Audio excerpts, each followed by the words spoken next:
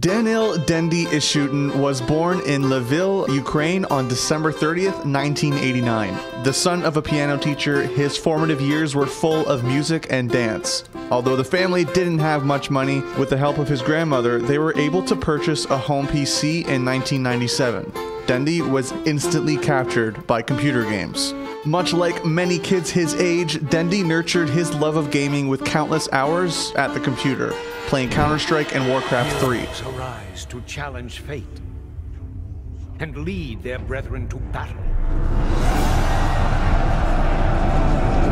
Sadly, his father died of cancer when he was still young, and Dendi further retreated into gaming, devoting even more time to the PC to cope with the loss. It's like distractor. It was like a start time actually, and that's maybe one of the reasons why I'm playing now. Maybe I wouldn't play at all. As his skills improved, he began to participate and win some local Warcraft 3 tournaments, gaining a thirst for competition and a drive to be the best.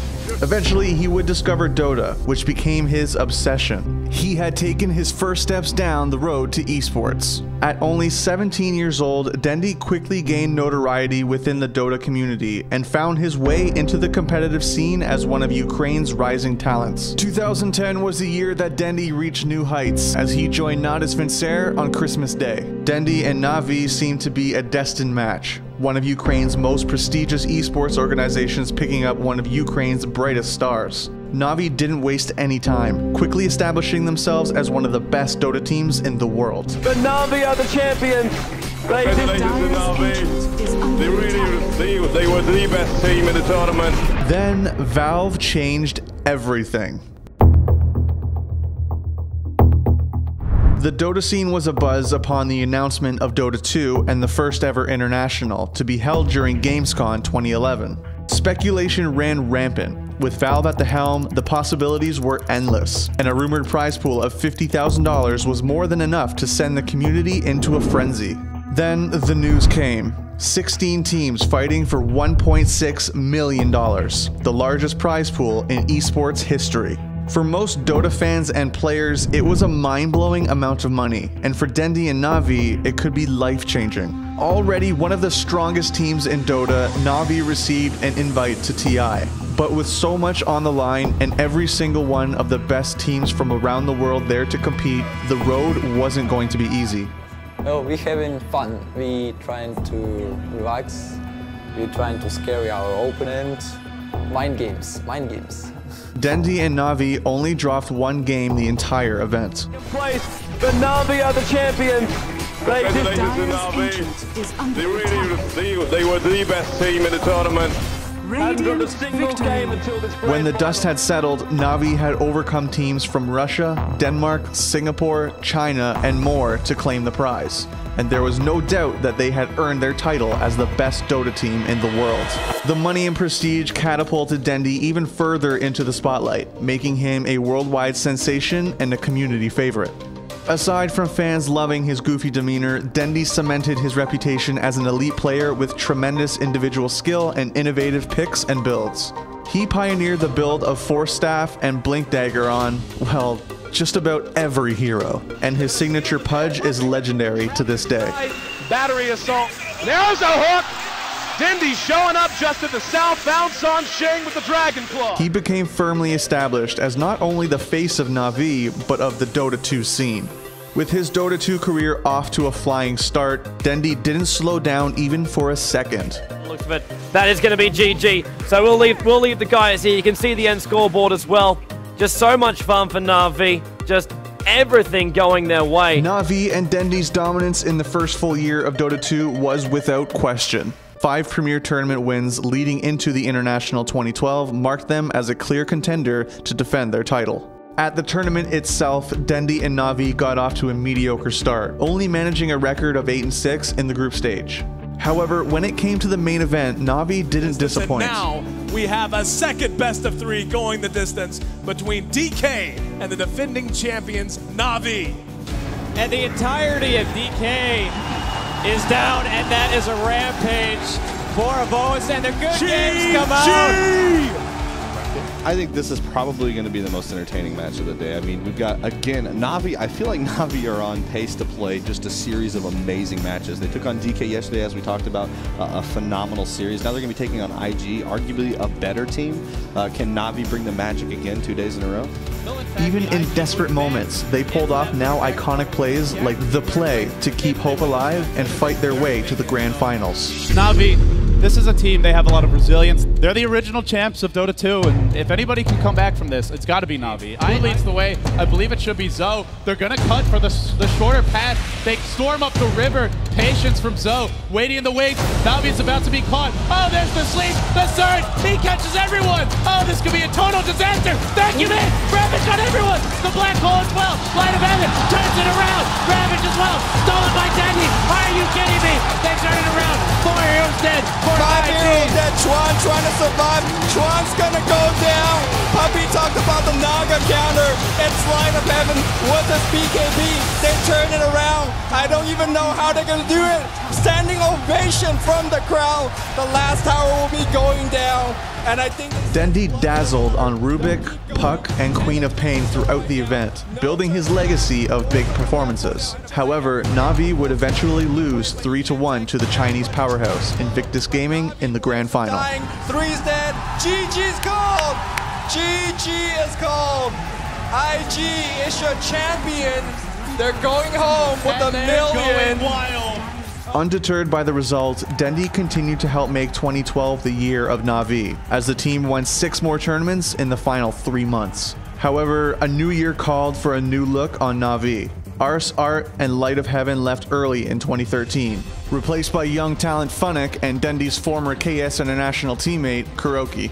The revamped roster got off to a rocky start, putting up a mixed bag of results. The main obstacle to Na'Vi in 2013 was the rise of legitimate threats to their dominance in the European and CIS scenes. While China had primarily been Na'Vi's main competition until then, teams such as Fnatic EU, Empire, and Alliance, the latter of whom would forge a dramatic rivalry with Na'Vi over the course of the year, emerged to push Na'Vi harder than ever.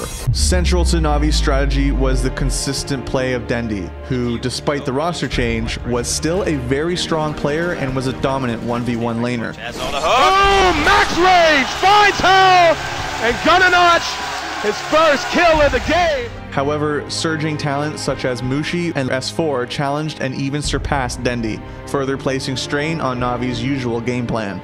Despite all these new obstacles, Na'Vi eventually found their feet towards the back half of the year and entered into TI3, winning 3 premier events in a row. Once again, Na'Vi looked set to prove that when push came to shove, they were still a force to be reckoned with when it came to the international. Mentally though, I think Na'Vi is still ahead because of their success in the past.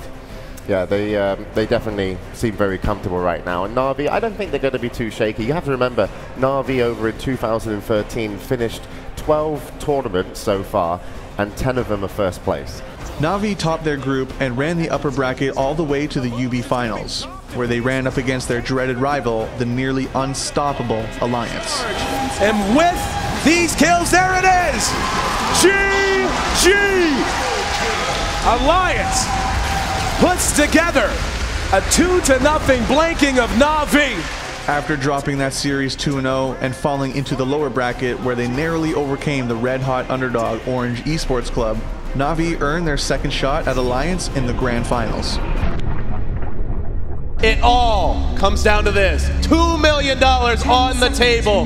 The rivalry, already intense enough to earn the moniker of Dota's El Clasico, here came to its ultimate conclusion, and the series has gone down in history as one of the best in Dota 2's illustrious history. The series got closer and closer as it went on, leading to the now legendary Game 5. It's Game 5 of a best-of-5 Alliance versus Na'Vi.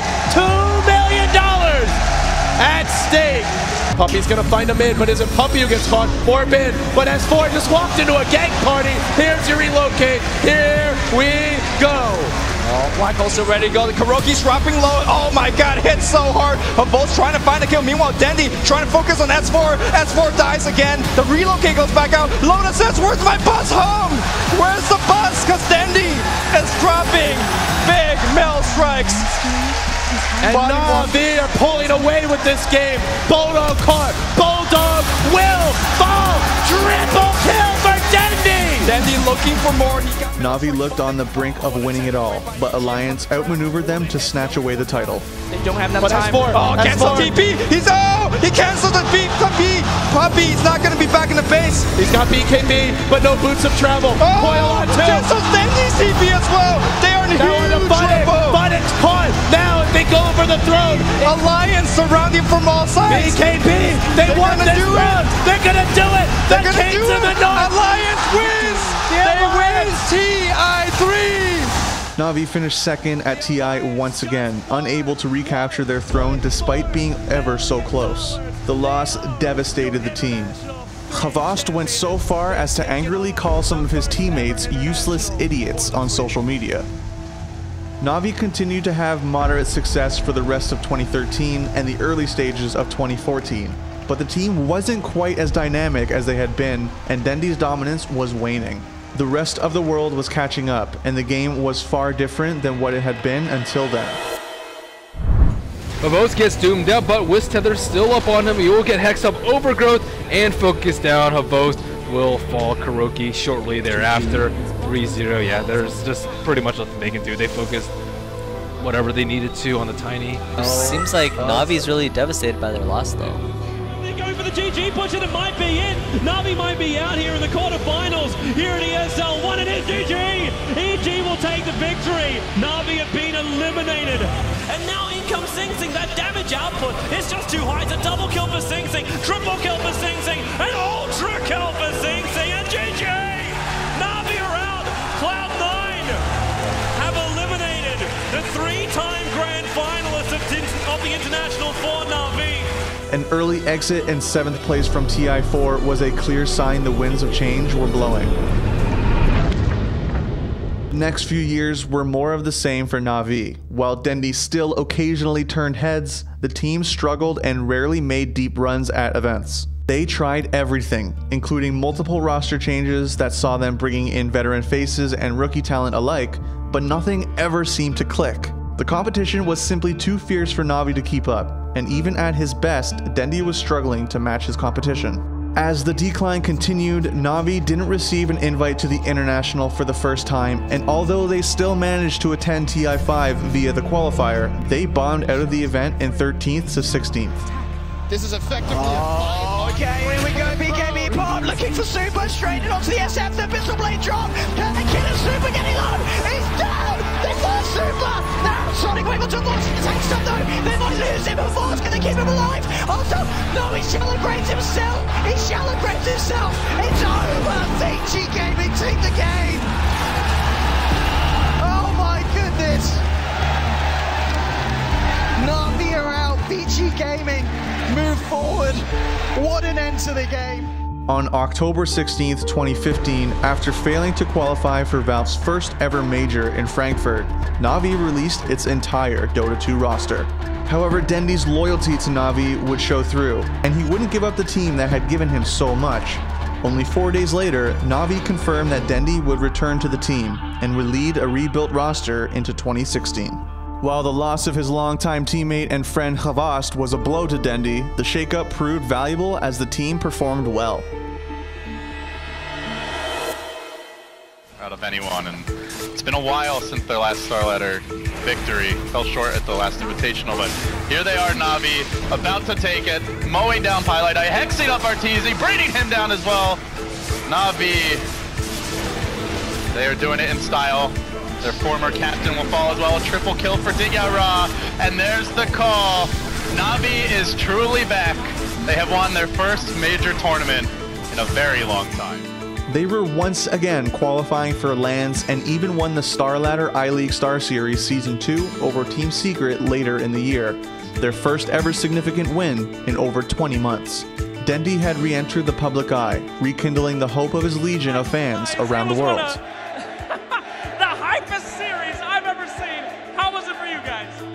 a better showing at the Manila Major 2016 was encouraging. Down, already bought the gem, doesn't have the buyback. Loda buys back, but he only crushes Seneko, and it feels like this is how it ends for Alliance. Not with a bang. This is a whimper. This is ugly. Even a Sunstrike massacring Alliance, running them down.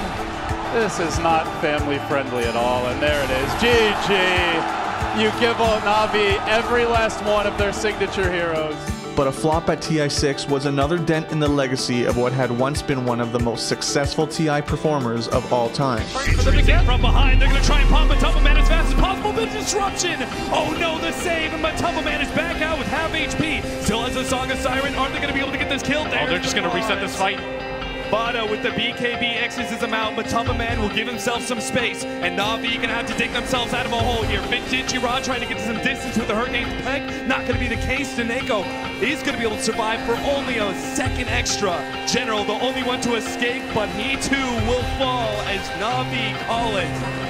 The end to the game and the end of their run here at TI. While the recent history of Dendi may be one of struggle, uncertainty, and disappointment, it's also one of unflinching loyalty, dedication, and passion. From the glory days until today, Dendi has never lost his determination, his drive, or his smile.